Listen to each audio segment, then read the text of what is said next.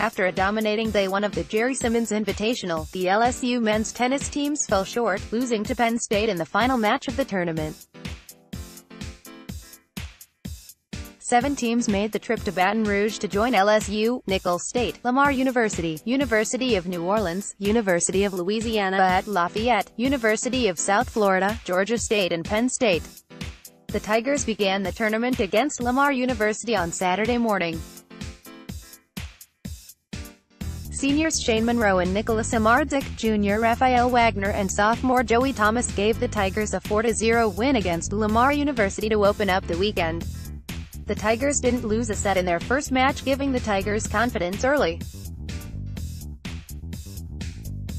Going into Saturday's afternoon match, co-head coach Andy Brandy knew Georgia State wouldn't fall so easily. "It's a team that is very good that we lost to last year and is a team that got to the NCAAs last year, so they're a very good team with good results in the past," Brandy said. The second match didn't go as smoothly for the Tigers. As expected, Georgia State proved to be a much tougher opponent. Monroe and Samardzic gave LSU the early advantage in gaining the doubles point, winning 6-1. Wagner and Thomas clinched the point after a back-and-forth battle, ultimately winning 6-4. Singles continued to prove challenging as Georgia State played very well. Freshman Boris Kozlov is the only player who won comfortably, 6-2, in each set. Sophomore Malik Bhatnagar won his match 7-5 and 6-5, giving the Tigers a 3-0 lead. Wagner finished his match with a 6-2 and 7-5 victory to give LSU a 4-0 sweep. "There were some spots, especially in the second match, where things got tight, and we seemed to rise to the occasion and come through at difficult moments," Brandy said. After the final match on Saturday, LSU's opponent was set, Penn State. After competing so well during the first day, the Tigers looked to continue their 4-0 undefeated streak and win their home tournament. Penn State came out competitive in doubles. Wagner and Thomas won definitively, 6-1, but they couldn't do it alone. The duo of freshmen Nick Watson and Malik Bhatnagar were stifled, losing 2-6. The pair of Monroe and Samardzic weren't far behind, falling 2-6 as well. Dropping the doubles point put the Tigers in a tough 1-0 hole early. Bhatnagar bounced back impactfully for the Tigers, quickly winning 6-1 in both sets, tying the match 1-1. Penn State quickly broke the tie as Kozlov lost 6-1 and 6-3, giving them the lead 2-1. Thomas continued his success from doubles to his singles match, winning both sets 6-4.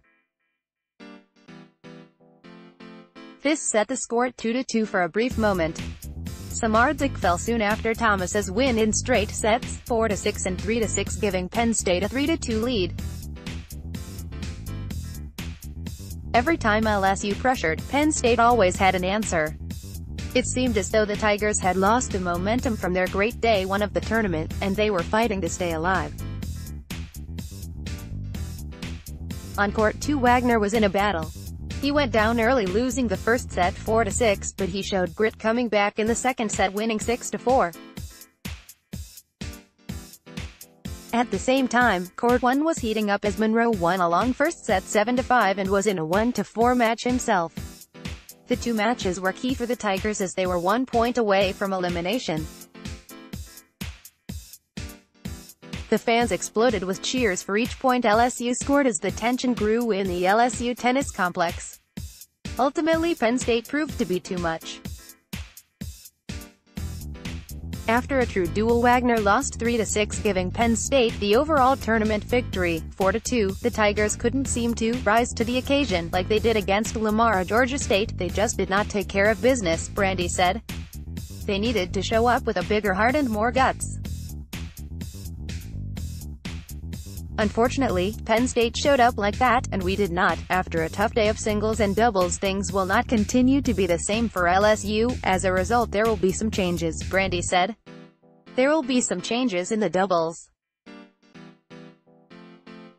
There will be some changes in the singles lineup because we need people who are going to show up rain, snow or shine and compete out there whether they win or lose." The next step for LSU is Friday, February 1 against an in-state Tulane team that defeated number 18 Tennessee and number 19 Florida State over the weekend.